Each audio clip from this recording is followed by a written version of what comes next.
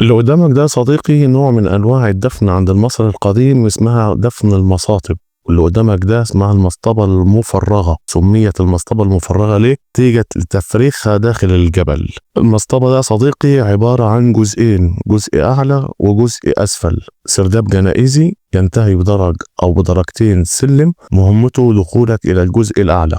الجزء الأعلى ده بيكون عبارة عن سرداب. مفهوم السرداب عند المصري القديم هي غرفة مستطيلة أو مربعة بداخلها تمثال اسمه تمثال الكا، وده راجع للروح وللعقيدة. تاني شيء يا صديقي وهو البير. هنا اسمه بير الدفن اللي هو مخصص لنزولك للجزء الأسفل إلى الغرف. هنا في الأرض الصخرية اسمه بير الدفن. لو المصطبة دي موجودة في الأرض الطينية يا صديقي فبيكون اسمه بير التهوية، واللي هو متصل بغرفة الهدايا والعطايا أو غرفة الزيارة. تاني شيء يا صديقي والأخير إن الصخر بيكون رديء وسيء ولين، وده ليه يا صديقي؟ عشان ما يساعدش تعيين الأحجار على كشف مقابره. ويجي عيل كل اللي عمله حفر مترين في بيته يجي يقول لك إن الفراعنة كانوا وما كانوش. أنا أحمد سفاري ودي صفحة زي الإشارات ما بتقول.